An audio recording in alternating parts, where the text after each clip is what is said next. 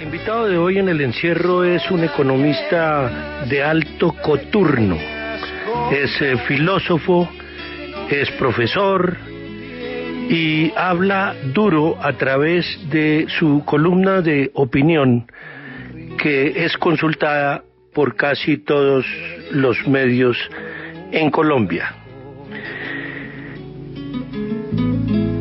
Viva Cali, Chipichapi, Jumbo.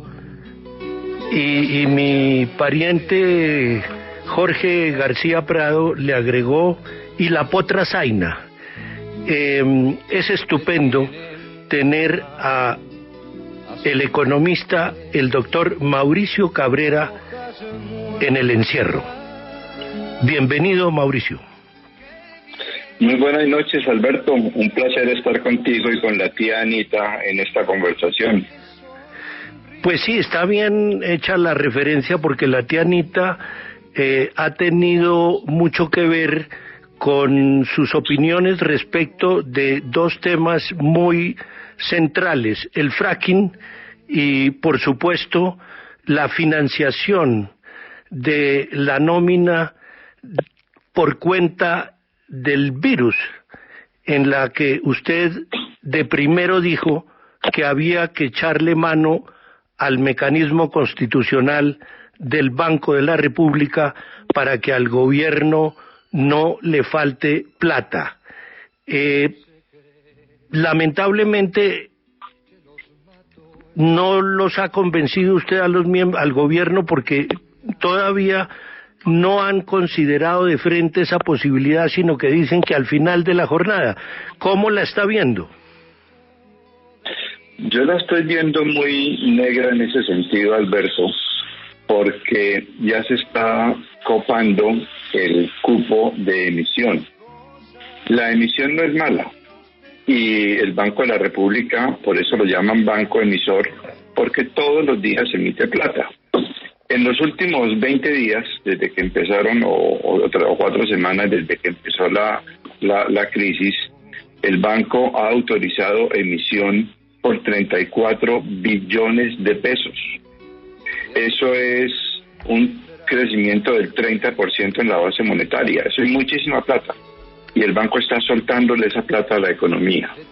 Lo que pasa es que desafortunadamente hay una creencia maniquea que dice que la emisión para el sector privado es buena. Toda esa emisión que ha autorizado el banco es para el sector financiero, pero que la emisión para el sector público es mala. Es una creencia que no tiene ningún fundamento distinto de la teología. Pero en la medida en que el banco ya ha ido emitiendo tanta plata, pues evidentemente queda menos campo para que siga emitiendo para el gobierno. Entonces, desde ese sentido, soy un poco pesimista de que el gobierno pueda realmente acudir a esa fuente. Bueno, entonces devolvámonos otra vez al principio de quién es Mauricio Cabrera. ¿Usted siempre tuvo desde pequeño la idea que iba a ser economista? Nunca. Nunca. Cuando estaba en el colegio me gustaban mucho las matemáticas y lo de moda era estudiar ingeniería, entonces pensé en estudiar ingeniería. Sin embargo, cambió la vida. Entré a la Compañía de Jesús y ahí estudié humanidades y filosofía. Yo me salí un poco antes de terminar filosofía, terminé filosofía ya por mi cuenta, y lo que me gustaba a mí, quería hacer era la historia. Estudiar historia es lo que me sigue apasionando. Algún amigo, no sé si fue tal vez Francisco de Rú, que había hecho el máster de economía en los Andes, el padre de Francisco de Rú, me hizo una recomendación que para estudiar historia era bueno tener una ciencia básica que permitiera entender más la historia, y la recomendación era estudiar economía. Entonces entré a hacer el máster de economía en la Universidad de los Andes y todavía estoy esperando a ver cuándo es que voy a volver a la historia. Pero es que a mí me da la impresión de que a usted le gusta mucho también la política, porque para aplicar sus tesis económicas obviamente necesita de la política y además usted ha dado pasos fuera de las opiniones que da, que tienen que ver mucho con la política, trabajando en campañas políticas. Sí, yo he trabajado en la campaña de Rafael Pardo, en la campaña de Serpa, en ambas fue director programático, pero le hago una aclaración, Alberto. La política electoral a mí no me gusta. Yo no sirvo para salir a buscar votos. Creo no, que sí, eso lo entiendo. Como decían, si consigo 3 votos, mi mujer se divorcia porque quién sabe quién fue el tercero que votó por mí. Pero sí. Lo público sí me interesa sobremanera. Más que la política, yo diría que mi verdadera vocación es lo público y la defensa del interés público sobre el interés particular. Y por eso he participado en campañas políticas tratando de desarrollar programas que atiendan a la defensa de lo público. Y aún ahora en mi actividad privada, pues le dedico mucho tiempo a temas que tienen que ver con sector público. No es política, no es política en el sentido electoral ni esto, sino es más bien planteamientos y cosas sobre lo público. No, eso lo entiendo perfectamente, sí. Eso es clarísimo, que yo cuando hablo de política, hablo de esa política, porque yo también tuve que pasear por esos terrenos y naturalmente no tenía la capacidad para hacer trabajo electoral y por eso pues la abandoné. Pero volvamos entonces a Cali, porque coincidencialmente todos los invitados al encierro han sido de Cali. Y por consiguiente me interesa mucho, ahora que usted muestra que fue muy estudioso, y la Compañía de Jesús y la filosofía y la Universidad de los Andes y posteriormente London School of Economics, su vida social en Cali, eso con esas mujeres tan atractivas y esa música tan buena, ¿no le quitó tiempo a esa disciplina? Alberto, pero tengo que aclarar, yo no soy de Cali. Yo soy bogotano, puro bogotano como tú. Ah. Y los primeros 38 años de mi vida, pues viví en Bogotá, pues después del tiempo que vivimos en Londres. Y llegué a Cali exactamente hace 30 años, cuando Luis Carlos Sarmiento me ofreció la presidencia del Banco de Occidente. Mi mujer sí es de Cali, pero anecdóticamente le tengo que contar que cuando vino el ofrecimiento del Banco de Occidente y había la posibilidad de venirnos a vivir a Cali, mi mujer, siendo de acá, no quería volver a Cali. Ella había salido recién terminó el colegio, había hecho la universidad allá nos conocimos, nos casamos, y de Cali le parecía una ciudad muy pequeña, muy llena de chismes, etcétera, y ella vivía muy contenta en el anonimato de Bogotá y no quería venirse para Cali. Hoy nadie la saca de aquí, y a mí tampoco, por supuesto. ¿Y ella es economista también? Ella es psicóloga. Ella es psicóloga y trabaja en una cosa que es muy cercana a sus afectos. Ella trabaja mucho con la Fundación Pro Derecho a Morir Dignamente, trabaja ayudando a pacientes terminales y a familias de pacientes terminales. ¿Y entonces no le tocó la rumbeadera de Cali en la época de soltero? No, cuando llegamos a Cali una de las primeras cosas que hicimos fue tomar clases de salsa. Con Amparo Arrebato, la famosa Amparo Arrebato nos dio clases de salsa y algo aprendimos. Que nada, no somos ningunos bailarines profesionales, pero nos defendemos. Los hijos que llegaron más jóvenes aquí, ellos sí aprendieron muy bien y son unos bailarines espectaculares de salsa.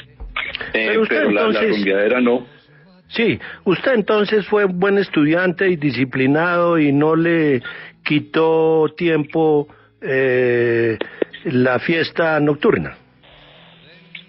En la época de la universidad yo no sé cómo hacíamos, pero teníamos tiempo para todo, Alberto. Teníamos tiempo para estudiar, para escribir muchísimo, esa época escribí muchísimo, pero también para mucha rumba, pero una rumba más bohemia, una rumba de vino y guitarras, y de canciones folclóricas latinoamericanas de la época, y al mismo tiempo de actividad, algo de actividad política y de movimientos sociales. Entonces, no sé cómo hacíamos para que nos rindiera todo el día, tanto el día, pero nos daba para todo eso. Y de esa época recuerdo mucho todas esas reuniones de amigos, el encuentro con los otros, como digo, con guitarras, un buen vino y muchas canciones. ¿Y por qué Serrat? ¿Por qué le gusta más Serrat que todo? Porque Serrat es la banda sonora de mi vida y la de mucha gente de mi generación. Pues antes en el colegio, yo terminé el colegio en el 68, Serrat no había llegado a Colombia y lo que oía uno era pues Rafael, Sanremo, los Beatles, esas cosas, pero de pronto en el año 69 aparece en Colombia, llega a Colombia un disco que todavía recuerdo la portada, Serrat cantando a Machado y Cantares, y ese fue un descubrimiento espectacular.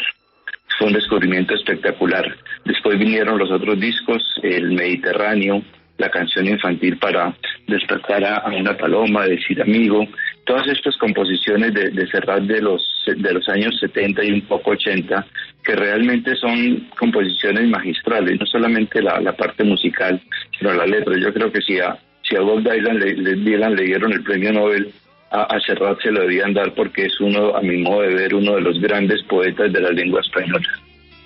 Escuchemos un poquito de Serrat para seguir en esta conversación del encierro con el economista Mauricio Cabrera. Vecinos adultos mayores a comprar su mercado. Yo soy músico y desde mi casa estoy haciendo serenatas online. Yo hago las mejores tortas de chocolate y mi nieta las está vendiendo por internet. Si hay algo que sabemos hacer bien como colombianos, es superar lo imposible. Y cada segundo aparece una nueva prueba de ello. Trabajemos unidos. En Colombia nos necesita .grupobancolombia.com. Porque antes de ser banco, somos Colombia. Colombia nos necesita a todos. Bancolombia. Vigilado Superintendencia Financiera de Colombia.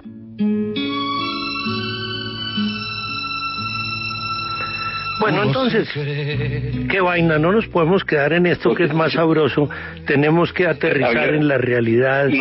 No, hablemos de Serrat, Alberto. Mire, hace unos años yo escribí un pequeño texto, quiero leerle 2 párrafos, ¿no? A ver. Que Serrat ha estado toda la vida, porque fue saliendo de la adolescencia cuando teníamos el mundo aún por descubrir, que Serrat nos enseñó toda la sabiduría de don Antonio Machado, el que amaba los mundos sutiles como pompas de jabón y sabía que para el caminante no hay camino sino que hace camino al andar, y que prefirió cantar no al Jesús del Madero sino al Candúo en la mar. De su mano recorrimos en la imaginación muchos rincones de España, los patios de Castilla de la infancia de Machado, la Orihuela de Miguel Hernández, el poeta que luchó y murió para la libertad, los sitios de verano como el Aranjuez de la muchacha típica o el Aragón del mismo Serrat, la Sevilla del tío Alberto, la bonita baladona vecina de su Barcelona natal, donde la cuesta de su calle de Gracia sembrada de bombillas se vistió de fiesta, o cualquiera de esos pueblos blancos colgados de un barranco, tristes de no ver el mar, y aunque no nacimos en el Mediterráneo ni lo conociéramos, sentíamos que debía ser hermoso que nos enterraran sin duelo entre la playa y el cielo, cerca del mar. Serrat es realmente el poeta. Ah, caray, no, pero por favor, hay que meterle más a esa pluma en temas no económicos. Y mire, ¿qué hacemos para aterrizar en el tema de la tía Anita? Porque, claro, comprendo mucho más grato meterle al tema de Serrat, a quien tuve el honor de condecorar en Bogotá y disfrutar de su amabilidad y compañía, porque pues es muy amigo de mi señora y eso me ha permitido disfrutarlo. Pero no hay más remedio que nos metamos en el barro de la forma en que debemos salvar la nómina en Colombia, y usted ya me dijo que lo del banco se estaba agotando, porque para poder emitir tiene que tener un techo. Entonces, ¿cómo manejamos el bollo? A ver, y ahí hay una cosa que pasó antier, que a mi modo de ver es muy grave. Mañana publico un artículo, le doy la chiva. el Banco de la República, dentro de las cosas de emisión que hizo, liberó el encaje, una parte del encaje de los bancos. El encaje es la plata. Cuando un banco recibe un depósito en cuenta corriente o en ahorros, tiene que dejar un porcentaje congelado en el Banco de la República, el 11%. El banco tomó una medida el martes en la tarde, en la noche, en que bajó 3 puntos ese encaje. Ya los bancos no tienen que dejar el 11%, sino el 8%. Con el volumen de depósitos que hay en Colombia, eso va a liberar unos 9 billones y medio de pesos, que es plata que en teoría vuelve a los bancos, y con eso los bancos pues podrían hacer créditos. Sin embargo, al otro día, el gobierno sacó un decreto, el 562, en que instaura una inversión forzosa y obliga a los bancos a que compren unos títulos parecidos a los TES, pero que ahora se llaman títulos de solidaridad, por exactamente esa cuantía, por el 3% del valor de los depósitos, es decir, 9 billones y medio de pesos. Digamos, eso tiene una parte buena, y es que el gobierno va a recibir esa financiación, que es una financiación de emisión monetaria, ¿sí? Así la quieran esconder. La parte mala, la parte negativa, es que eso tiene un costo para el gobierno innecesario. ¿Y por qué un costo? Porque los bancos, al invertir en esos títulos, tenían un encaje sin rendimiento porque no recibían un peso, y ahora van a tener unos títulos que les dan un rendimiento, unos intereses, y se van a ganar unos 500 o 600 mil millones de pesos al año con esos títulos. Pero eso que se lo ganan los bancos lo paga el gobierno, es decir, lo pagamos los contribuyentes. De manera que en lugar de tener un crédito del Banco de la República que no tiene costo para el gobierno, y ahora explico por qué, va a tener el gobierno que pagarle unos intereses a los bancos, y como le digo, es una plata muy grande, 500 o 600 mil millones de pesos.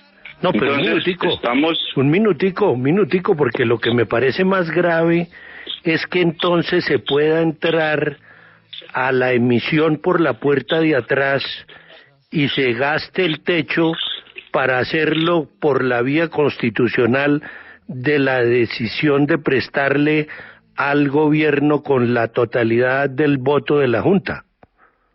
Sí, así es, y entonces ya el gobierno pues va a tener una plata muy grande, 9 billones y medio, que es una plata importante para lo que tiene que hacer, pero en lugar de hacer un crédito directo del Banco de la República que no tiene costo fiscal, tiene que endeudarse con los bancos y pagarles a los bancos unos intereses de manera innecesaria, porque los bancos esa plata la tenían congelada en el Banco de la República sin recibir un peso de intereses.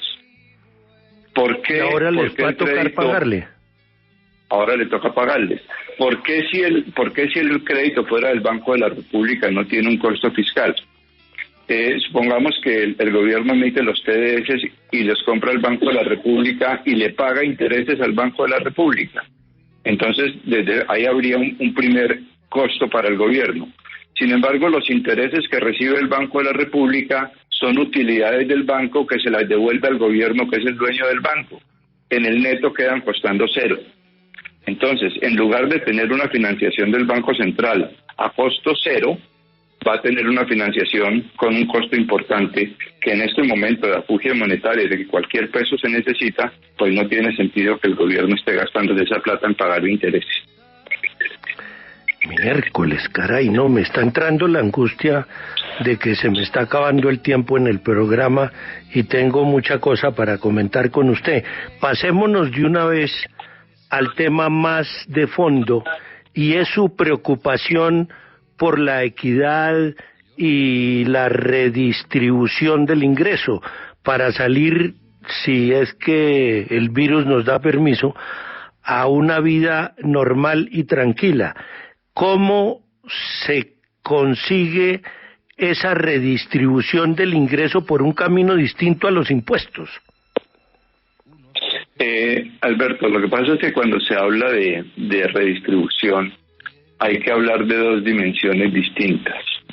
Uno es la concentración del ingreso, y en esa sabemos que el famoso Gini, que mide la desigualdad en Colombia, está alrededor de 52, 53, que es un Gini muy alto respecto al mundo entero.